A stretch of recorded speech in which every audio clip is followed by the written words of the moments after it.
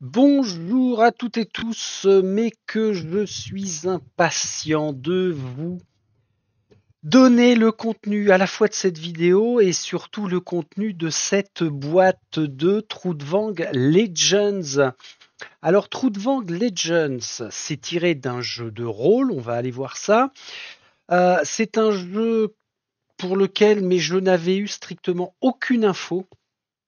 Et il y a un mois et demi, j'étais dans un magasin et je vois cette boîte là qui était mise en évidence, Trudvang Legends. De loin déjà, le visuel m'a interpellé. Quand je me suis rapproché, il y a un deuxième élément qui m'a vraiment surpris. C'est celui-ci là. Cool Mini or not. Mais what? Comment ça, Cool Mini or not aurait fait une autre version zombicide dans un univers, mais alors complètement différent? Eh ben pas du tout. Pas du tout, pas du tout. Et c'est là où j'ai été très intéressé, c'est de voir que Cool Mini or Not, finalement, alors je vous dis finalement parce que j'en savais strictement rien. Pour moi, ils étaient étiquetés zombicides uniquement. Et ben Cool Mini or Not, ils vont sur des terrains de jeu différents de ce qu'ils ont eu l'habitude de me proposer. Alors, je me suis renseigné un tout petit peu. J'ai eu le réflexe de ne pas acheter tout de suite le jeu qui était à une centaine d'euros, je crois. Et le gros coup de peau, c'est que ça coïncidait avec la fin de période de solde et que sur un site bien connu qui vend une foultitude de jeux de société et qui fait des prix réduits toute l'année, certes, mais il s'avérait que True Legends était à moins de 40 euros, je crois. 40 euros. Alors, parfois, on peut se dire, c'est pas très bon signe, hein, quand un jeu est bradé à ce point. Ça peut indiquer que l'éditeur a besoin, par exemple, d'un fort écoulement de stock. Alors, pas forcément l'éditeur, mais plutôt le magasin. Imaginons qu'il leur en restait une vingtaine d'exemplaires et ils se sont dit, bon, là, va falloir que ça dégage. Euh, mais, mais, j'ai sauté sur l'occasion. J'en ai profité aussi pour me renseigner sur le fameux trou de Vang Legends. Il y a du bon, il y a du moins bon. Moi, j'étais focus sur cet aspect visuel et le fait que ça m'emmène sur un jeu narratif avec figurines, jouable en campagne. Et là, on a déjà les trois critères qui sont à même de fortement m'intéresser. En plus, on est sur un univers médiéval fantastique, mais scandinave. Donc, c'était déjà pas mal. Alors, je vous ai dit que c'était tiré d'un jeu de rôle. Alors, jeu de rôle qui est édité par Black Book Edition. Le jeu de rôle s'appelle Trudvang Chronicles, alors que le jeu de plateau c'est Trudvang Legends. Trudvang Chronicles, je ne sais pas depuis quand il est sorti ce jeu de rôle-là, mais enfin, ce que ça nous présente, c'est pas mal. Et moi, il y a un élément qui a toujours été important quand j'étais maître du jeu, c'était la gamme qu'offrait un jeu de rôle. Puisque c'est comme avec les jeux de société maintenant, quand je me lançais dans un nouveau jeu de rôle, j'avais envie de prendre le package. Et là, ce qui est marrant, c'est qu'on voit complètement en haut à gauche, on a le lot trou de Vang pour 72 euros. Alors, ça me paraît carrément pas cher, mais attention, on a beaucoup d'éléments en PDF dans ce lot. Donc, là, déjà, moi, ça m'a plu, hein, le fait d'avoir une belle offre sur le jeu de rôle. Je me suis dit, bah, il y aura matière à avoir une bonne fondation pour que Cool Mini or Not en ait fait une adaptation et un jeu de plateau. Donc ça, c'était très sympa. Alors Cool Mini or Not sont quand même très très présents sur les terrains des financements participatifs. Et effectivement, en regardant dans la foulée, j'ai vu qu'ils étaient allés sur une campagne Kickstarter. Alors, quand est-ce que... Ah, on voit là en bas, dernière mise à jour, 17 janvier 2025. Alors, vous ne le voyez pas correctement euh, parce que, il va falloir que j'agrandisse ceci. Voilà. On est un peu mieux là, on est pas mal. Donc en bas à droite, effectivement, dernière mise à jour, janvier 2025. Donc c'était assez récent, sachant que la fin des soldes, ça devait être sur février. Et en regardant, bah, comme d'habitude, les chiffres qui concernent une campagne de Cool Mini or Not, 1 400 000 $ rien que sur la campagne, hein. Ça veut dire qu'après, derrière les ventes boutiques, on doit être à 2 millions probablement. Donc là, pas de surprise de ce côté-là.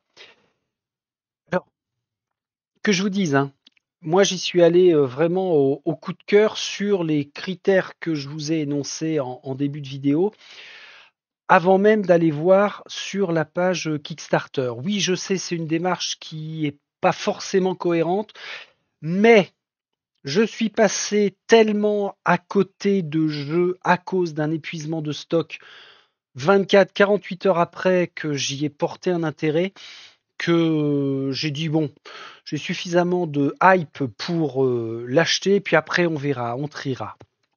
Donc, le fait de regarder cette page Kickstarter, bah, les visuels excellents. Le dessin me ramène à la bande dessinée Torgal, ce qui n'est pas déconnant puisque Viking, Scandinave, avec Torgal, on est dans le bon secteur. Et après, bah, j'ai dit ouais, j'ai pas dû faire de conneries. Donc on a quoi? On a un jeu narratif de 1 à 4 joueurs, très bien, donc jouable blanc solo, parce que ça c'est vraiment un achat pour moi solo qui allait dans le sens de la complétion de la collection des jeux narratifs crawler. Alors là, on nous vend du rêve, hein, à chaque fois, hein, un monde riche fantasy, certes. Euh, Pas une chier de figurines. On en a combien d'ailleurs? Alors il y a 6 héros, donc ça permet d'avoir un choix pour la campagne. 27 ennemis, ouais, allez, on a une quarantaine de figurines à tout casser. C'est pas énorme. C'est pas délirant, ça me paraît largement suffisant. On a des quoi? Ah oui, alors va y avoir des extensions. Quand je dis va y avoir, plutôt les extensions sont sorties, mais uniquement en anglais. Si le jeu est vraiment une dinguerie pour moi, j'irai sur les extensions pour peu qu'elles soient traduites par la suite en français. Qu'est-ce qu'on a dans le pledge? Ah, bah oui, c'est dommage, on n'a pas les extensions. En magasin, en tout cas. Bon, puis après, ils nous font comme d'hab, hein, ils nous faisaient, puisque la campagne est finie depuis un petit moment, ils nous faisaient la déballe. Alors, dans la core box, bah, on a des héros graphiquement, c'est top. On a nos fameux ennemis. J'ai dit, ah tiens, on n'a pas de tuiles, mais on a uniquement une... alors ils appellent ça un plateau, une carte en plateau, plateau de jeu, avec un élément de gameplay, on va le voir, où on va insérer des cartes à l'intérieur. Bon, puis après, j'ai vu qu'il y avait pas mal de composants qui allaient être vraiment très intéressants. Parce qu'encore une fois, j'allais y trouver de nouvelles façons de jouer. Et c'est ce que je recherche aussi d'un jeu à l'autre, c'est de nouvelles mécaniques pour me sortir de ce que l'on a l'habitude de faire. Bon, on y va sur le déballage, on est quand même là pour ça. C'est un jeu... Ah tiens, c'est marrant, ça y met un jeu Legends. Par rapport à la gamme qu'ils en ont fait, probablement. Alors aux commandes, on a Jordi Adam, Umberto Pignatelli, Francesco Nepitello et Marco Maggi. 4 à la conception de ce jeu. 120 minutes par aventure. Ah oui, c'est ça aussi. C'est que visiblement, ce sont des aventures. Alors, je pourrais appeler ça mini-campagne, on verra la terminologie exacte, mais je crois que dans le gros livret de campagne, justement, c'est morcelé. Est-ce qu'il y a vraiment une suite ou est-ce que ce sont des aventures indépendantes? Ça, je ne sais pas, mais c'est quelque chose qui me plaisait pas mal. Pourquoi? Parce que si le jeu est une dinguerie, on enchaîne la totalité du livret. Si le jeu est plutôt bien sans être une dinguerie, ça permet de faire une première mini-campagne, on fait autre chose, on fait une seconde mini-campagne, etc., etc. Donc c'est pas mal. Le dos de boîte, alors je vire The Plastique et on va voir ce qu'ils nous promettent parce que vous savez que il faut vendre. C'est la base du commerce. Et pour vendre, on nous promet plein de choses. Et ici, dans Trou de Vang, qu'est-ce que l'on nous dit déjà de base? Trou de Vang, royaume de sagas épiques et de légendes, une terre antique dans laquelle les cycles du chaos et de l'ordre se succèdent au gré des hivers rigoureux. Un pays dévasté par des démons errants, des dragons vengeurs, voire des dieux pernicieux. Mais aujourd'hui, son peuple craint que le cycle même de la vie ne touche à sa fin. Les rumeurs de forces maléfiques qui traînent dans leur sillage le froid mordant de l'hiver et annonciatrices de mort, ne font qu'ajouter au marasme ambiant. Que les civilisations s'unissent sous votre bannière, celle des légendes de Troudvang. Quelle marque allez-vous laisser sur ce monde? Alors c'est vrai que ça fait penser à Games of Thrones avec cette histoire d'hiver et de froid mordant, avec un terrible ennemi qui approche. C'est bien. Sur le contexte, le pitch du jeu, moi ça me va. Alors après, c'est un jeu narratif, coopératif, d'aventure épique dans lequel 1 à 4 joueurs endossent le rôle de courageux héros, unis dans le but de repousser les forces des ténèbres. Là, c'est d'un classique, on ne peut plus classique. Grâce au livre des sagas et au système Legends. Alors voilà, au système Legends, d'où le fait qu'il nous ait dit que c'était un jeu Legends. Legends, est-ce que ça fait référence au système du jeu de rôle ou alors à une gamme propre à ce que va en faire Cool Mini or Not? Ça, j'avoue que je ne sais pas. Donc, System Legends, l'histoire se développe sans qu'aucun meneur de jeu ne soit requis. Classique pour un jeu de plateau, hein. Vos choix et vos actions influeront directement sur l'environnement et les habitants de ce monde fantastique haut en couleurs. Alors là, attention, c'est casse-gueule parce qu'il faut que ça ait un réel impact sur la mécanique de jeu. Basé sur le jeu de rôle plusieurs fois primé, Trudvang Chronicles, publié par Black Book en version française et conçu par Alvaro Tapia et Paul Bonheur, le jeu de plateau donne vie aux légendes, sagas, héros et adversaires de cet univers mythique. Ah bah ça, vous voyez, je ne savais pas que rien que le jeu de rôle déjà avait été plusieurs fois primé.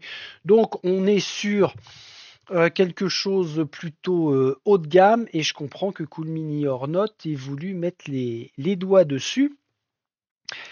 Ça peut intéresser fortement les rôlistes, éventuellement, ou à l'inverse, après avoir connu le jeu de plateau, on peut s'orienter sur le jeu de rôle. Ok, ok, allez, on y va, parce que derrière, moi, je vais avoir un petit peu de peinture à faire, même s'il n'y a pas beaucoup de figurines. Tu vas bien vouloir monter gentiment ou faut que je t'aide? Voilà. Plouch, plouch. Fiche d'aventure. C1, l'enfant de la lumière. Ah bah c'est bien ça, c'est scindé en aventure. Alors je sais que on a un système de découverte de ces feuilles-là que l'on va insérer dans une planche. on va pouvoir dépuncher la planche au fur et à mesure de la progression de notre aventure. Et ça nous débloque des chapitres ou des choix. Chapitres ou choix. Donc on a fiche d'aventure C20, C19. Il y aurait 20 aventures. Waouh! C'est pas mal ça. S'il y a vraiment 20 aventures, à moins que une seule aventure soit composée de plusieurs fiches et qu'on doive les faire passer les unes à la suite des autres au fur et à mesure que l'on avance. Bon, en tout cas, il y en a pas mal. Après, after, planche. Ah tiens, il n'y a pas de cellophane autour. Bon, les jetons classiques dans les jeux, ça, ou bien ça va être des PNJ, ou bien ça va être des ennemis. Genre les boss. Si ça se trouve, on n'a pas les boss.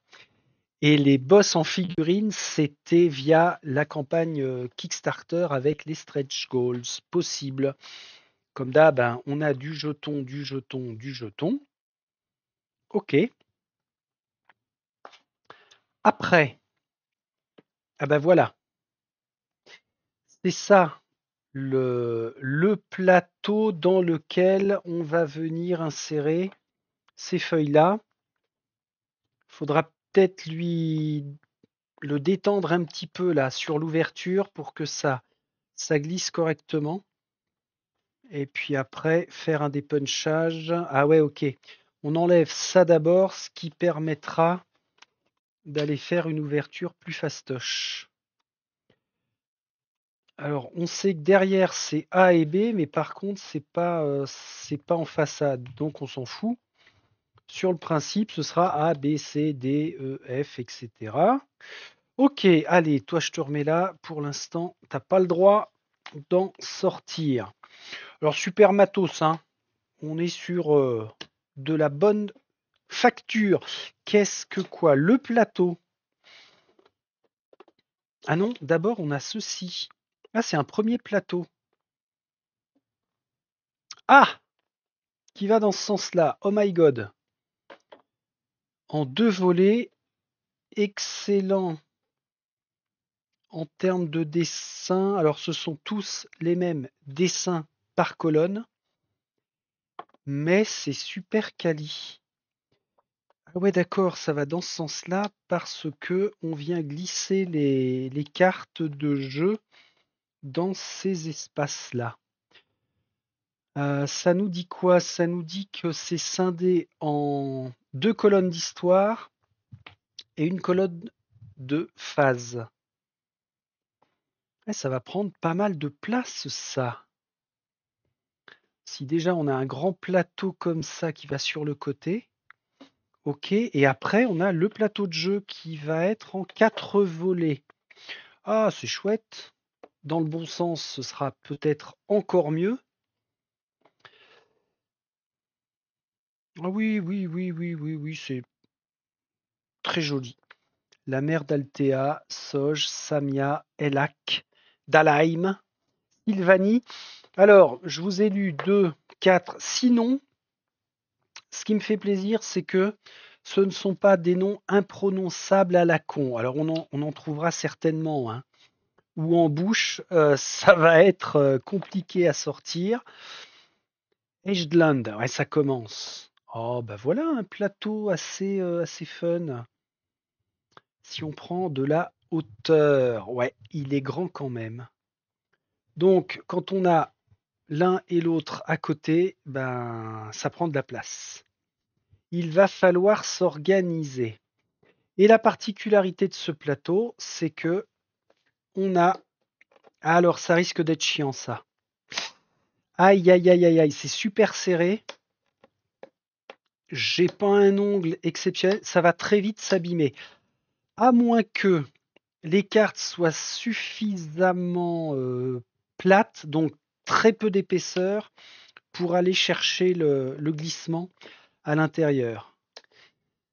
Ah ouais, c'est costaud. Bon, on verra par la suite quand on ira manœuvrer tout ça. Complètement au nord, en fait, on a le froid avec les montagnes et beaucoup de froid. Ok. Il y a aussi un truc qui est sympa que j'avais vu passer, c'est que l'on pouvait vivre nos aventures donc dans une région. Alors là, pour le coup, on est sur un land crawler. Je ne crois pas qu'on ait un focus sur un terrain, un plateau de combat. Donc c'est du land crawling, mais c'est aussi de la water crawling, puisque on va pouvoir prendre le bateau pour aller naviguer dans différents endroits. Donc ça c'est bien quand je parle que je suis à la recherche à chaque fois de nouvelles mécaniques pour du nouveau gameplay, bah là on est en plein dedans. Nous avons quoi après? C'est quoi ça? Ah, les plateaux. Ah, ça par contre, je ne suis pas fan d'avoir des plateaux. Si ce sont bien les plateaux joueurs, je ne suis pas fan qu'ils nous collent des plateaux aussi énormes. Alors, je me trompe peut-être, hein. Non, même visuel. S'il y en a 6, non, il n'y en aurait que 4. Eh bah oui, ça va être les plateaux joueurs. Pourquoi je suis pas fan? Parce que ça prend trop de place. Mais en même temps, les cartes de jeu ont l'air d'être très grandes. Là, on va y mettre quoi? Un curseur quelconque entre les points de vie et autre chose. Il y a moyen de réduire, hein. Dommage pour ça, ça prend beaucoup de place. Et en solo, bah ouais, Friedrich, t'as qu'à pas jouer en solo, tu nous emmerdes.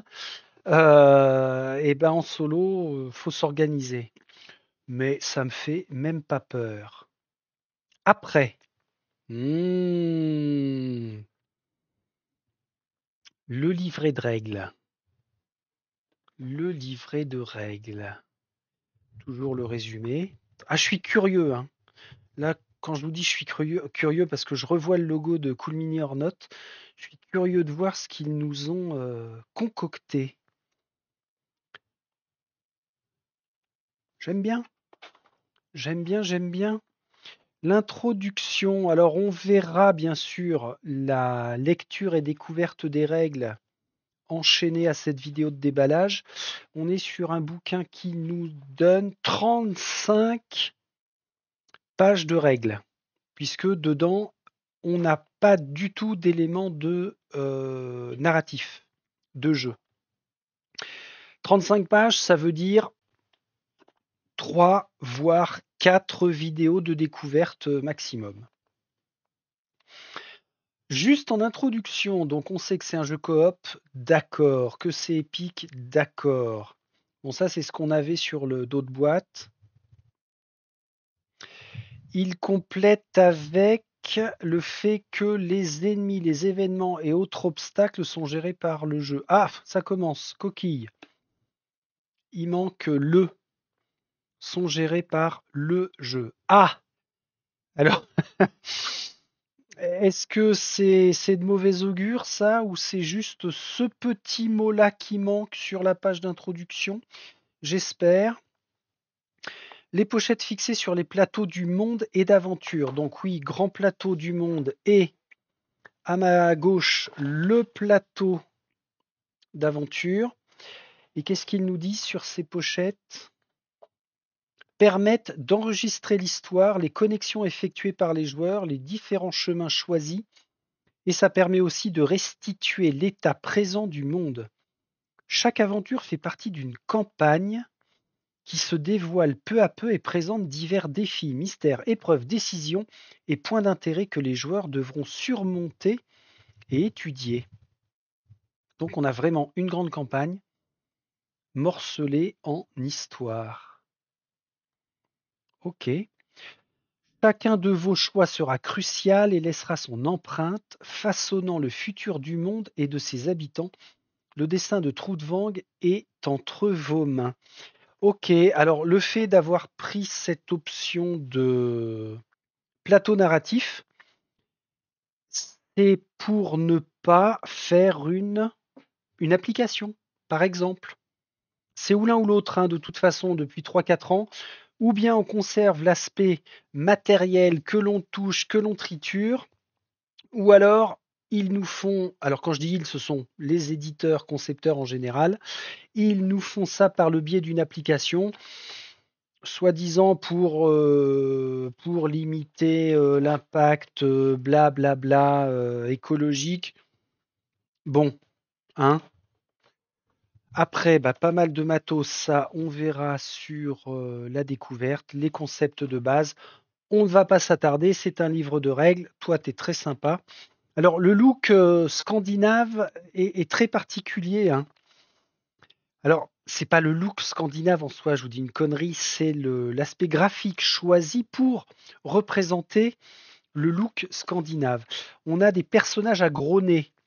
Généralement, je suis pas fan. Bon, lui, ça va, il a un nez correct. Mais c'est les nains, notamment, qui ont un gros nez. Petit nain, mais gros nez. Les statuts, bah oui, ça c'est sur nos feuilles de perso. Bon, on verra, on verra, on verra. Je ne crois pas que les règles aient posé problème à ceux qui ont reçu le jeu. Il ne me semble pas. Alors, c'est super bien emballé, protégé. Et là, on a un gros livre de saga. Ça va... Oh, j'aime bien tout ça. Ah bah ça va être les figurines. C'est vrai que Cool Mini or Not mettent les figurines dans des boîtes. Alors, le livre de saga. Ah ah, pourquoi des fiches? Ah, plan d'aventure 2. Oh, plan d'aventure 3. Eh ben ça me plaît beaucoup parce que ça me fait penser à Fate Forge. Si vous connaissez Fate Forge, plutôt si vous ne le connaissez pas, il y avait des planches de plans avec des autocollants et on enlevait les autocollants pour dévoiler les nouveaux lieux dans lesquels on nous envoyait. Alors là, il n'y a pas d'autocollants, mais c'est pareil, ce sont des planches en plus et c'est très très immersif. Ça a un aspect jeu de rôle, effectivement. Ah, ça c'est chouette. Alors là, je viens juste de prononcer jeu de rôle. Dans les jeux de rôle, j'adorais avoir un max de plans en couleur pour les présenter aux joueurs. Ça, c'est génial. Ah, mais je savais pas qu'on allait avoir autant de petites surprises comme ça.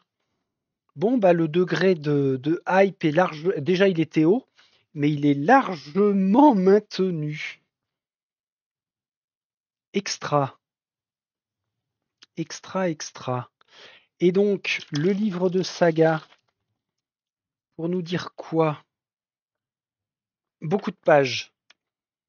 Ah ouais, waouh. Alors par contre, 126 pages, aventure numérotée 20, ok.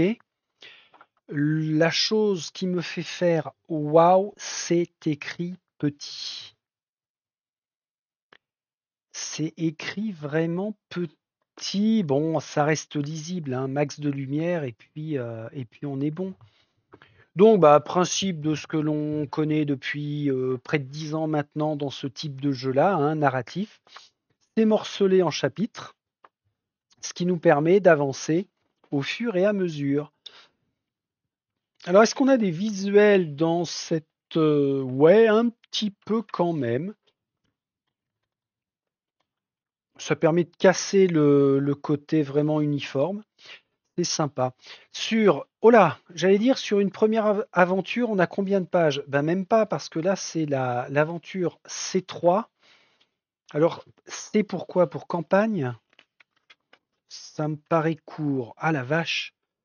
Donc, première aventure, elle est en 7 pages. Je suppose qu'il va y en avoir qui vont être plus ou moins longues, à moins qu'il se soit débrouillé pour vraiment timer une aventure. En combien de temps ils nous ont dit? 120 minutes, 2 heures? Je pense qu'on devrait être pas loin de 3 heures plutôt. Alors, on ne nous dit pas que c'est le côté introduction, tutoriel. en 7 pages, on se lance direct. Alors ça me paraît court, mais j'oublie une petite chose, c'est qu'on n'a pas le nez tout le temps sur le livre des sagas, puisqu'il va se passer pas mal de choses sur le plateau lui-même par rapport aux cartes que l'on va dévoiler. What? Qu'est-ce que c'est que ça? C'est très coloré, ça attire l'œil. Ah oui, alors, ça rejoint peut-être une variante que je vais me sentir obligé de devoir faire pour profiter du jeu correctement. C'est que ça, c'est une pochette assez marrant. C'est une pochette par joueur dans laquelle on vient mettre des runes. D'ailleurs, oui, je crois qu'il n'y a pas du tout de dés dans ce jeu. C'est uniquement à base de runes, donc par rapport aux jetons qu'il va falloir dépuncher. Et on va piocher des runes dans un sac. Et ce que j'avais vu passer en critique, c'est que l'équilibrage pour piocher des runes, pour réaliser les tests de compétences, c'était mal branlé, très très mal équilibré. Il y avait un deuxième point qui était revenu, je ne saurais pas vous le dire, c'est peut-être bon signe parce que ça veut dire que ça ne m'a pas marqué, mais équilibrage probable au niveau de la pioche des runes. Pour pas que ce soit, et je vais lâcher le mot, trop punitif. Je n'aime pas les jeux qui sont mal équilibrés et qui au final deviennent trop punitifs. Les socles, ça, je m'en passe toujours parce que une fois que les figurines sont peintes, on reconnaît bien qui fait quoi. Gros paquet d'histoire là. Carte histoire, bam bam bam, marqué par le feu. On doit être sur la dernière CS 001. Alors ça doit être. Ah oui, parce qu'on va aller mettre dans le plateau. Alors c'est pas le plateau du monde, c'est le plateau narratif. Je ne sais plus comment il est appelé. Bon, je ne vais pas l'ouvrir maintenant, on ne va pas regarder ce que ça nous offre. Volgre. Alors Volgre, c'est quoi? C'est peut-être un héros. Je veux juste voir comment ils les ont dissociés. Ah, ça veut dire il y aurait à peu près la même épaisseur. On aurait là un paquet par héros. Ah ouais, sympa. Alors, Mailing, j'adore. Bria, j'adore aussi. Toi, Volgre, il m'a pas percuté comme ça au premier visuel, mais il peut être fun. Donc on a Volgre, Bria, Mailing, Felerion. Je vais le mettre là aussi parce que j'irai pas tout de suite naturellement dessus. Catly, très sympa Catly. Là déjà, ça constitue mon pool. Vous voyez? Et toi, tu es... Ah, bien. Lidana. Voilà, voilà. Voilà, voilà, voilà. Initialement, mais juste au premier visuel, mes héros, j'ai envie d'y aller avec ces quatre-là. Ça peut changer. Attention, encore une fois, ça va être par rapport à ce que vont nous proposer les premières cartes de compétences de base. Et puis là, qu'est-ce qu'on a? On a un tout petit paquet d'événements par contre. Événements de voyage, peut-être aussi des événements liés à certains lieux dans lesquels on va se trouver. Mais je trouve que ça fait pas BZF. Et c'est là où mécaniquement, il y a intérêt à ce que ça offre une bonne, j'allais dire rejouabilité, avant même de penser à une éventuelle rejouabilité, mais que ça offre pas trop de redondance. Quand on va passer les 20 aventures, qu'on ait l'impression quand même de vivre quelque chose de différent à chaque fois. Alors ce qui est bien sur ce principe, c'est qu'une boîte d'extension va nous amener, je ne sais pas moi, peut-être une dizaine de nouvelles aventures qui vont s'enchaîner pour une nouvelle campagne. Ça peut être sympa. Allez, un événement de voyage là, juste pour le fun. Chaque héros situé dans une région dénuée d'ennemis lié à un point d'intérêt peut se déplacer dans une région adjacente. Ok. Alors quand je dis ok, c'est que là, la phrase est... Il n'y a pas d'ambiguïté, c'est clair. Un héros perd 1 de santé par ennemi présent dans la zone qu'il quitte. Je rêve. Ils peuvent pas s'en empêcher, Cool Mini or Not. Hein. Ils ont dû dire aux 4 créateurs là, vous nous mettez une pénalité à la zombicide quand on doit quitter une zone. C'est fou ça. Il est nécessaire d'être à bord d'un navire pour franchir les frontières maritimes. Logique. Ok, bon, à voir. Avant de passer à nos amis figurines, je vais juste prendre Lidana. Est-ce qu'elle aurait 8 points de vie, 9 pour Katli, 10 pour Bria et 10 pour Méling? Est-ce qu'on a un gros sac à points de vie? 10 pour Félérion. Ah, 11. Un petit en plus pour Volgre. Je vais voir Lidana, tiens. Vous savez, pour balayer ses cartes, voir comment c'est glandé. Ça doit être apparenté à sa classe de personnage. Ah, ok. 8-8. Alors pourquoi recto verso? Ah oui, il y a un intérêt à avoir quelque chose de rectal versal, puisqu'on n'a pas les mêmes infos là. 5, 2, 2, 3, 3. 5, 2, 2, 3, 3. Alors les caractéristiques ici sont les mêmes, mais pas la phrase du dessous, la caractéristique du dessous. Alors ça doit être les fameuses runes qu'elle va utiliser et que je serai censé retrouver là. Celle-ci, le crâne, la rune du feu, la rune de la nature, la rune probablement du vent, de l'air et la rune de l'eau. Ok. Ensuite, force de troll, c'est une compétence propre à l'Idana. Ah, toutes les cartes ne sont pas apparentées à l'Idana visiblement. Ah ok, parce qu'après on a des objets. D'accord, donc 2, 4, 6, 8, 10, 12. Il y a 12 compétences différentes.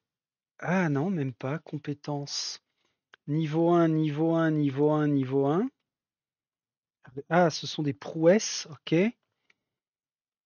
Après, on a du niveau 2, niveau 2, niveau 2.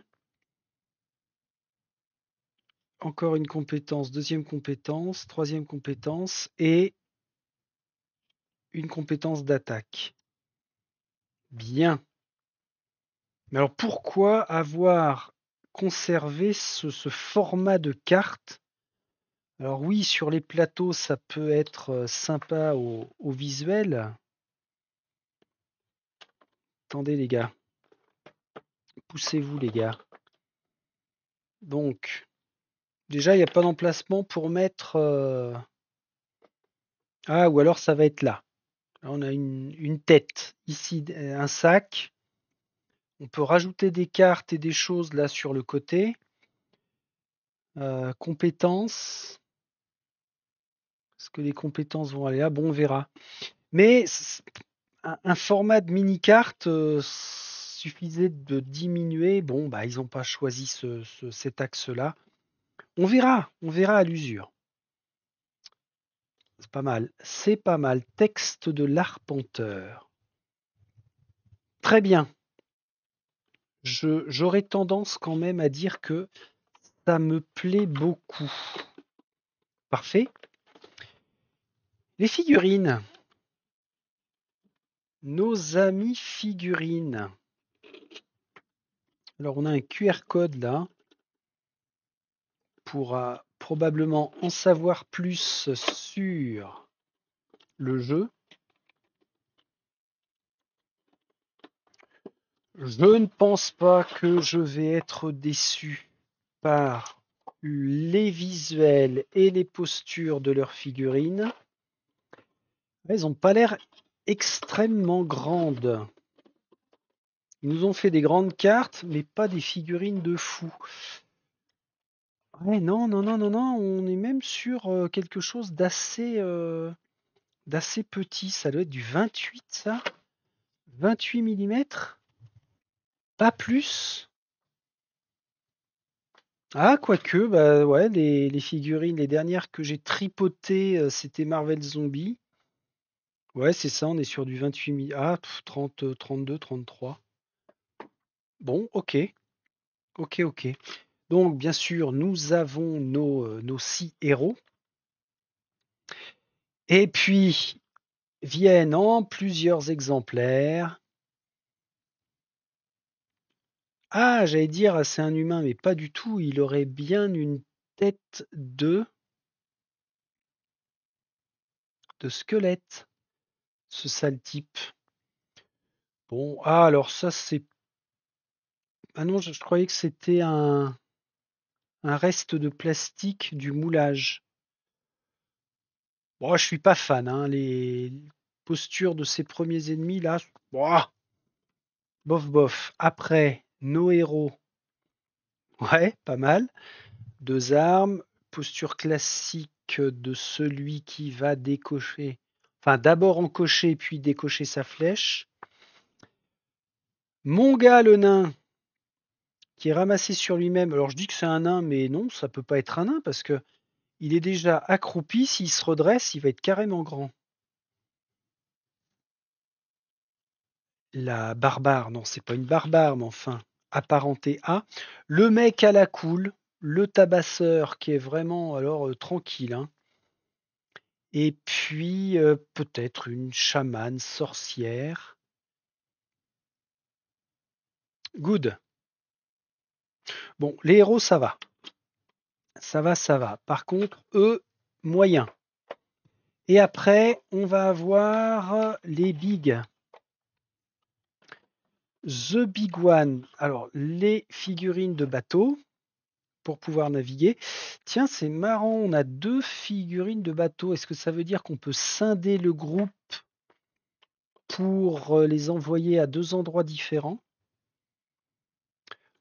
Ah, il n'y a pas beaucoup d'ennemis différents, hein. 1, 2, 3, 4, 5, 6, 7 avec les boss. C'était peut-être ça le second reproche qui avait été fait. C'était un côté répétitif par rapport à eux. Eux, j'aime bien. Eh ben, sympa. Il est sympa. Surtout qu'il est beaucoup, beaucoup, beaucoup plus grand que nous. Tiens, viens là, Mistinguette. Quand tu seras prête à... Ah ouais, ouais, ouais, ouais, ouais, prête à l'affronter. Ok, Minotaure, très bien. On a une créature bizarre qui est massive, elle aussi. Bon, qui est sympa. C'est bien d'affronter des bêtes de temps en temps, ça change. Et puis alors, on dirait du gobelin, tout ce qu'il y a de plus classique. Alors là, on ne voit que des gobelins tireurs, on n'en a pas au corps à corps. De même que parmi ceux que j'ai apparentés à des squelettes, on n'en a que au corps à corps. Bon, par contre, encore une fois, on n'est pas dans un dungeon crawler pur, mais dans un land crawler.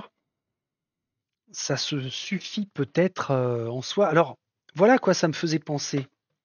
Je viens de percuter là. Voyage en terre du milieu.